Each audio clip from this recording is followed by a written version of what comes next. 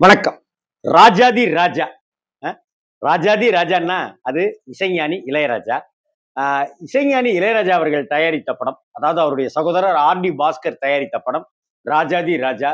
ரஜினிகாந்த் நடித்த, super star நடித்த இந்த படம் வெளியாகி கிட்டத்தட்ட 35 வருஷம் ஆயிடுச்சு. 1989 மார்ச் மாசம் 4ஆம் தேதி வந்த திரைப்படம் இது. ரஜினிகாந்தினுடைய படங்களுக்கு இளையராஜா அவர்கள் எத்தனையோ படங்களுக்கு இசையமைச்சிருக்காரு. எல்லா படங்களுக்கும் எப்படி இசையமைச்சாரோ, அதே போல தான் இந்த படத்துக்கும். தன்னுடைய படத்துக்கு ஒரு மாதிரி இசை, தனக்கு பிடிச்ச டைரக்டருக்கு ஒரு மாதிரி இசை, தனக்கு பிடிச்ச நடிகருக்கு ஒரு மாதிரி இசை, பெரிய நடிகர்னா ஒரு மாதிரி இசை, சின்ன நடிகர்னா ஒரு மாதிரி இசை, அப்படிங்கிற பாகுபாடே கிடையாது இளையராஜா சாருக்கு. அவருடைய இசை, அவருடைய ராஜாங்கத்தை எல்லா படத்துலயும் ராமராஜன் படமா இருந்தாலும் சரி, மோகன் படமா இருந்தாலும் மோகன் படம்லாம் இன்னைக்கு இவ்வளவு பெரிய ஹிட்டுக்கெல்லாம் காரணம் இளையராஜா சாருங்கிறத யாராலுமே மறுக்க முடியாது, மறக்கவே முடியாது. ஒவ்வொருத்தருக்கும் ஒவ்வொரு விதமான முறையில பாட்டை அமைச்சு கொடுத்துருவாரு. அந்த ஒரு அந்த அந்த அந்த கெமிஸ்ட்ரி ஒர்க் அவுட் ஆயிரும் இளையராஜா சாருடைய இசை. அது மாதிரி இளையராஜா சாருடைய சகோதரர் ஆர்.டி. பாஸ்கர் தயாரித்து, ஆர். சுந்தரராஜன் அவர்கள் டைரக்ட் செய்து, ரஜினிகாந்த் அவர்கள் நடித்த ராஜாதி ராஜாங்கிற படம் மிகப்பெரிய வெற்றி அடைந்தது. அட்டகாசமான படமா அமைஞ்சது. ஆர். சுந்தரராஜன் மாதிரியான ஒரு குடும்ப பாங்கான ஒரு பாடல்களுக்கு முக்கியத்துவம் கொடுத்த, வசனங்களுக்கு முக்கியத்துவம் கொடுக்கிற ஒரு இயக்குனர் ரஜினிகாந்த் மாதிரி ஒரு கமர்ஷியல் ஹீரோ கூட சேர்ந்து ஒரு படம் பண்றதுங்கிறதே ஒரு மேஜிக் தான். அப்படி ஒரு மேஜிக்கை ஆர். சுந்தரராஜன் அங்க நடத்தினார். ரஜினிகாந்துக்கு அதுவரை ஜோடி சேராத நதியாவும், ரஜினிகாந்துக்கு பல படங்கள்ல ஜோடி சேர்ந்து நடித்த ராதாவும் சேர்ந்து நடித்த படம். ஜனகராஜ், ராதா ரவி அவங்க இவங்கன்னு ஏகப்பட்ட கேரக்டர்கள் படத்துல இருக்கும். இருந்தாலும் கூட அந்த டபுள் ஆக்ட் ரஜினிங்கிறது ரொம்ப அழகான படமா இருக்கு. ரஜினிக்கு டபுள் ஆக்ஷன்ங்கிறது ஒன்றும் பெரிய விஷயம் கிடையாது. ஏகப்பட்ட படம் ரஜினி சார் பண்ணி மிகப்பெரிய ஹிட் அடிச்சிருந்தாலும் கூட இந்த படத்தினுடைய டபுள் ஆக்ஷன்ங்கிறது ரொம்ப அழகாகவும், தனக்கு போக்கிரி ராஜாவும் இதே போலதான். அவருடைய இதுக்கு இப்போ வந்து தண்டனை அனுபவிச்சு ஒருத்தர் இருப்பாரு ரஜினி. அவருக்கு பதிலா ஒரு ரவுடித்தனம் பண்ணிட்டு இருக்கிற ஒரு ரஜினி வந்து உள்ள இருப்பாரு, இவர் வெளியில வருவாரு, அப்படி இப்படிங்கிற ஒரு ஆள்மாறாட்ட கதை தான். டபுள் ஆக்ஷன்னாலே ஆள்மாறாட்டம் அங்க டபக்குன்னு வந்து உட்காந்துக்கும். அது மாதிரி ஒரு படம் தான். அதுல வந்து இந்த ரஜினிக்காக அந்த அப்பாவி ரஜினி உள்ள இருக்கிறது, அப்பாவி ரஜினியை காப்பாற்றணும், கொலையாளி இல்லைங்கிறத நிரூபிக்கணுங்கிற ஒரு கட்டாயம். இதையெல்லாம் அவர் அந்த கதை ஸ்கிரிப்ட்ல எப்படி ஆர். சுந்தரராஜன் கொண்டு போறாரு, ராதாவுக்கும் அவருக்குமான லவ் போர்ஷன் எப்படி, நதியாவுக்கும் அவருக்குமான லவ் போர்ஷன் எப்படி, அந்த ரஜினிக்கும் இந்த ரஜினிக்கும் இப்படியெல்லாம் ரொம்ப அழகா கொண்டு போய் பிஜிஎம்ல இளையராஜாவுடைய இசை இப்படி எல்லாத்துலயுமே நம்மளால மறக்க முடியாத ஒரு படமா வந்ததுதான். அதுவும் அந்த இன்னமும் கண்ணுக்கு முன்னாடி ஞாபகம் இருக்கு. கையில ஒரு கேமரா வச்சுக்கிட்டு, கூலிங் கிளாஸ் போட்டுட்டு, ஒயிட் அண்ட் ட்ரெஸ் போட்டுட்டு, மலையாள கரையோரம் தமிழ் பாடும் குருவி. இன்னைக்கு தமிழ்நாட்டு கரையோரத்துல தான் மலையாள படங்கள் வந்து குருவி வந்து பாட்டு பாடிட்டு இருக்கு, இசைச்சிட்டு இருக்கு, ஜெயிச்சிட்டு இருக்கு. அது மாதிரி மலையாள கரையோரம் பாட்டா இருக்கட்டும், ஒரு 4 வரி பாட்டு ரொம்ப பிரமாதமா இருக்கும். ஆட ஆத்துக்குள்ள அத்தி மரம், அந்தியில புத்த மரம், மொத்த மரம் எத்தனைன்னு கூறு கூறு. அப்படியே இந்த பாட்டை கேட்டு பாருங்க, ரஜினியே பாடுற மாதிரி இருக்கும் அந்த ஸ்டைல். அது மாதிரி நிறைய பாடல்கள், மீனம்மா மாதிரியான பாட்டு. படத்துல ஒரு பாட்டு கிடையாது, அந்த பாட்டுமே பெரிய ஹிட். ஓ நெஞ்ச தொட்டு சொல்லு ஏ ராசா, என் மேலாசை இந்த படத்துல இந்த பாட்டு நீளம் கருதி எடுக்கப்பட்டுருச்சு. ராதாவுடைய நடிப்பு ரொம்ப பிரமாதமா இருக்கும். நதியா அவனுடைய ஸ்டைலிஷ். ஆனந்தராஜ் கிட்டத்தட்ட மறக்க முடியாத ஆனந்தராஜனுடைய ஆரம்ப கட்ட படங்கள்ல இந்த படம் வந்து மறக்க முடியாத படம். இந்த ரஜினி ஆனந்தராஜ் காப்போ கிட்டத்தட்ட பின்னாடி வந்து பாட்ஷாவில் எப்படி மிரட்டியிருப்பாங்க அது மாதிரி அந்த படத்துலயும் ரொம்ப கலகலன்னு இருக்கும். இந்த படம் பார்க்கும்போது எனக்கு மாமன் மகள்னு ஒரு படம் ஞாபகத்துக்கு வந்தது. உங்களுக்கு அந்த படம் ஞாபகம் இருக்கான்னு தெரியல. ஜெமினி கணேசன் நடித்த படம் நிறைய பேருக்கு ஞாபகம் இருக்கும். என்னுடைய வயசுல இருக்கிறவங்களுக்கோ அல்லது என் வயதை தாண்டியவர்களுக்கோ இருக்கும். மாமன் மகள் படத்துல ஜெமினி கணேசன் ரொம்ப அப்பாவியா இருப்பாரு. அவங்க அம்மா என்ன பண்ணுவாங்க, ஒரு தாயத்தை எடுத்து கட்டி விடுவாங்க. எல்லாத்திலயும் அடி வாங்கிட்டு இருக்கீங்களடா, இந்த தாயத்தை கட்டிட்டீல, இனிமே நீ அடிச்சு ஊத்து வெளுத்துருவடா நீ அப்படின்ட்டு பார்த்தா அடி விட்டு வெளுத்துருவாரு. இப்ப சமீபத்துல கூட பாக்யராஜ் சாருடைய அசிஸ்டன்ட் டைரக்டரா இருந்தார் இல்லையா, இளமுருகன் உதவியாளரா இருந்தவர். அந்த இளமுருகன் சார் வந்து திருச்சியில லால்குடியில பத்திரிகையாளரா, நிருபரா, சமூக சேவகரெல்லாம் ஒர்க் பண்ணிட்டு இருக்காரு. அவர் கூட நான் பேசிட்டு இருக்கும்போது, ராம்ஜி சார் நீங்க அவ்வளவு எழுதுறீங்க, பிரமாதமா இருக்கு. பாக்யராஜ் சார் பத்தி பிஹெச்டியே பண்ணிருக்கீங்க, அவ்வளவு விஷயம் எங்களுக்கெல்லாம் தெரியாது. பாக்யராஜ் சார் கூடவே இருந்த எங்களுக்கு தெரியாது. ஆனா அவ்வளவு தெரிஞ்சு வச்சிருக்கீங்க அப்படின்னு சொல்லிட்டு இளமுருகு அசிஸ்டன்ட் டைரக்டரா இருந்த இளமுருகு சார் வந்து சொன்னார்.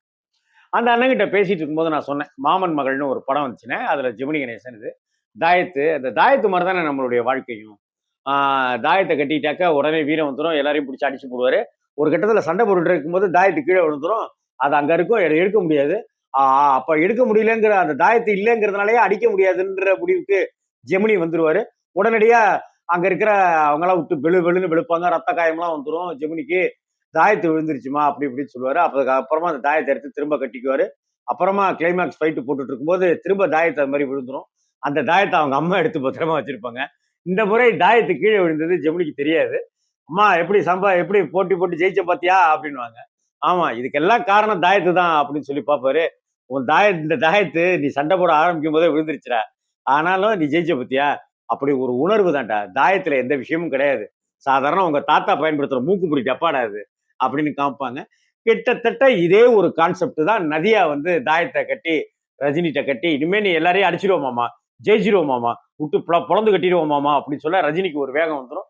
அந்த ரஜினியும் அங்க ராதா நதியா கூட இருக்கிற அந்த லவ் போர்ஷனா இருக்கட்டும், ரஜினி அங்க இருக்கிற ஒரு அப்பாவித்தனமான ரஜினிங்க. எனக்கு அந்த ரஜினியை ரொம்ப பிடிக்கும் எனக்கு. இன்னும் சொல்ல போனா ராஜாதி ராஜா படம் வந்த காலகட்டத்துல நான் என் நண்பன் சிவா திருச்சி கலையரங்கத்துல அந்த படம் ரிலீஸ். நான் என் நண்பன் ராஜா இன்னும் 4 பேரு சிவா என் பெஸ்ட் ஃப்ரெண்டு இவங்கெல்லாம் படம் பார்த்துட்டு வரும்போது என்னுடைய ஹேர் ஸ்டைல் மாற ஆரம்பிச்சிருச்சு. அந்த ராஜாதி ராஜா ஸ்டைல் ரஜினியினுடைய தலை முடி மாதிரி நான் வகுடெடுத்துக்க ஆரம்பிச்சேன். நடைகிடெல்லாம் அப்படியே எனக்கு ரஜினி அந்த அந்த ரஜினியோடைய நடை வந்து அப்பாவி ரஜினிக்கு உண்டான ஸ்டைல் மேனரிசம் எல்லாமே வேறையா இருக்கும். 3 முகம் அந்த ரஜினியே வந்து அப்படிதான் நடப்பாருனாலும் கூட இந்த ரஜினிட்ட ஒரு அப்பாவித்தனம் இருக்கும். ரஜினி ஒரு மிகச்சிறந்த நடிகருங்க. நம்ம தான் லூசுத்தனமா பயன்படுத்திக்காம இருந்துட்டோம் தமிழ் சினிமால. காசு காசு காசுன்னு அலைய ஆரம்பிச்சிட்டோம். ரஜினி ஒரு அற்புதமான கலைஞன், அற்புதமான நடிகருங்கிறத அந்த படத்துலயும் நம்ம உணர முடியும். அந்த அப்பாவி ரஜினி அந்த வேஷ்டி இஷ்டிலாம் ரொம்ப பிரமாதமா இருக்கும். மாமா பொண்ணத்தோடு அந்த பாட்டுக்கெல்லாம் விட்டு விளையாடுவார் ரஜினி. அந்த பாட்டு வாய்ஸ் இளையராஜா சாருடைய இசை ரொம்ப பிரமாதமா இருக்கும். நல்ல ஒரு படமா ஜனகராஜனுடைய காமெடி கிமெடிலாம் இருந்துகிட்டு ஆர் சுந்தரராஜன் சாருடைய டைரக்ஷன்ல எத்தனையோ படங்கள் ஆர் சுந்தரராஜனுடைய படங்களுக்கு இளையராஜா சார் இசையமைச்சிருக்காரு, ஹிட் ஆகியிருக்காரு. அந்த ஆர் சுந்தரராஜனுக்கு ஒரு வாய்ப்பு கொடுக்குறாரு இளையராஜா சொந்த படத்துல. அதே போல எத்தனையோ படங்கள் ரஜினிக்கு ஹிட் கொடுக்குறாரு பாடல்களை. இத்தனைக்கும் கமலுக்கும் ரஜினிக்கும் வந்து இளையராஜா 75 விழாவிலேயே ரஜினி சொல்றாரு கமலுக்கு தான் நீங்க நல்லா பாட்டு போட்டு கொடுத்தீங்கன்னு. இதைதான் ரஜினியும் சொல்றாரு, இதைதான் கமலும் சொல்றாங்க. ரஜினிக்கு நல்லா பாட்டா போட்டு கொடுத்துட்டீங்கன்னு கமல் சொல்றாரு, கமலுக்கு நல்ல பாட்டா போட்டு கொடுத்தீங்கன்னு ரஜினி சொல்றாரு. நான் ராமராஜ மோகனுக்கு கூட தான் நல்லா பாட்டு போட்டு கொடுத்தேன் அப்படின்னு இளையராஜா சொல்லுவாரு. இதான் சத்தியம். ரஜினிக்கு ஆனா உண்மையிலேயே நிறைய பாட்டை பிரமாதமாலாம் பண்ணி கொடுத்துருக்காரு. அதுல மாற்று கருத்தே கிடையாது. ஒவ்வொன்றும் ஒவ்வொரு விதமான ஸ்டைல்ல இருக்கும் ரஜினிக்கே உண்டான பாணியில. அது மாதிரி ரஜினிக்கு கொடுக்குறாரு.